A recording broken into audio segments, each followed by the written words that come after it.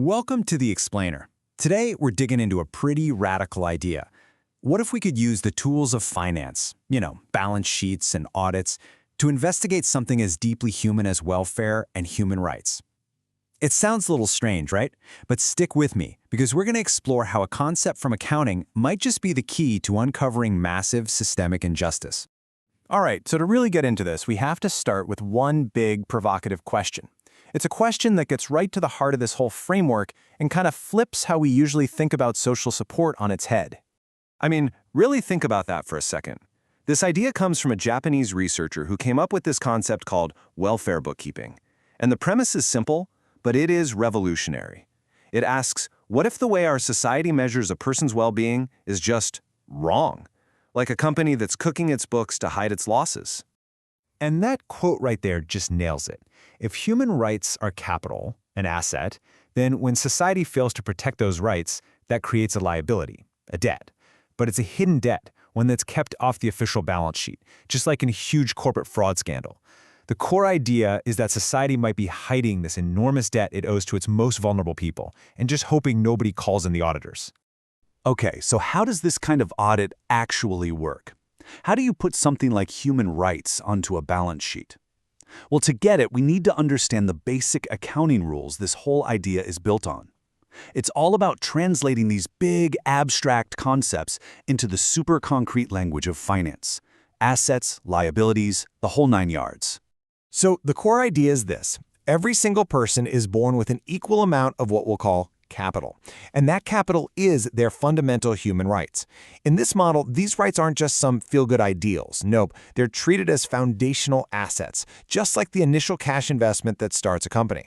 And it's equal for everyone, right from the start. And this is where it gets really fascinating, because you can see how it breaks down. Things like the right to an education or healthcare, those are intangible fixed assets, kind of like a company's patents. You can't touch them, but man, do they have enormous value. And look at this, a stable family environment is listed as a deferred asset. It's like a prepaid expense, an investment that's supposed to pay dividends over a person's life. It's a completely different way of looking at a person's start in life. Now, in the world of accounting, there's one law you just cannot break. It's not a suggestion, it's not a guideline, it is the absolute fundamental rule that makes all financial auditing possible. And it's this exact law that gives welfare bookkeeping its power to uncover what's hidden. And that law is this: the balance sheet must balance. It's the core principle of what's called double-entry bookkeeping.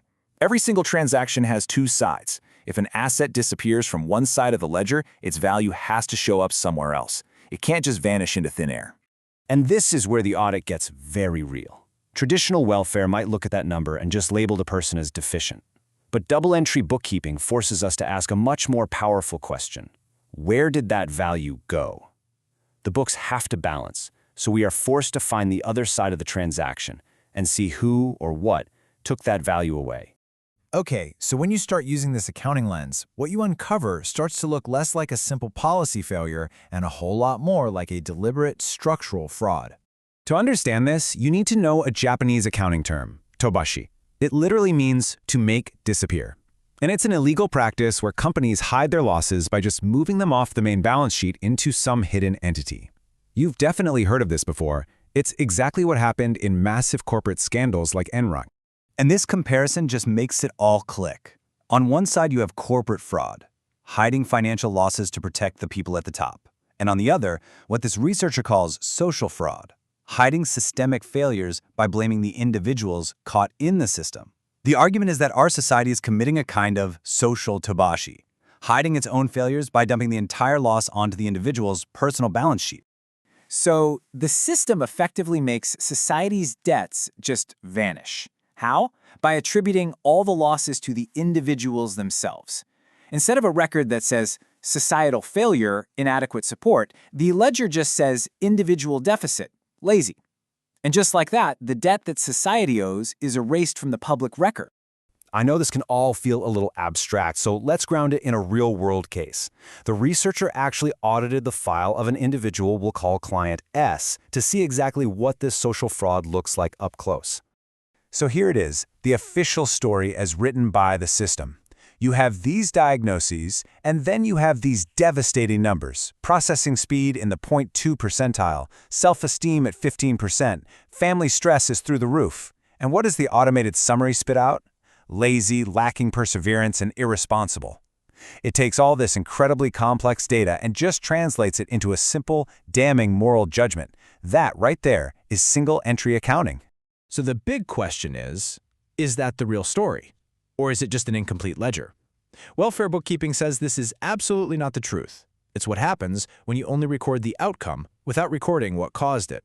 So, let's perform the audit and actually correct the books. This is the correction.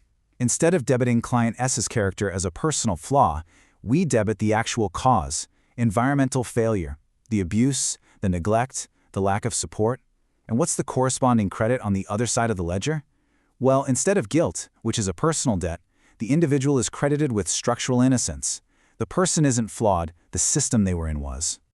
And this is such a critical point. This whole process reassigns the debt from the individual back to the society that failed to protect their human capital. This isn't about erasing personal responsibility, it's about correctly identifying the liability for the damage done. It puts the debt back where it actually originated. So why does all of this matter beyond just being a clever moral argument? Well, because like any good audit, it reveals the financial reality. And the numbers, well, the numbers are pretty staggering. Yeah, that's not a typo. The data suggests that for every single dollar invested in this approach, in correctly identifying and repaying that societal debt, it generates over $29 in social value. We're talking increased tax revenue, reduced healthcare costs, you name it. This just flips the entire debate on its head. Welfare stops being seen as charity, as a social cost, or a handout to be minimized. Instead, it becomes the repayment of a legitimate debt. And more than that, it turns out to be one of the highest yield investments a society can possibly make in its own future. And that's really the ultimate takeaway from this whole framework. It's a call to action. It's about shifting our perspective entirely. Instead of individuals having to beg for charity from a system that failed them, this empowers them with the tools of an auditor to demand accountability. It's about demanding repayment for the assets they were owed from the very beginning. And the question that leaves us with is, what other hidden debts might we find if we start looking at the rest of society's books?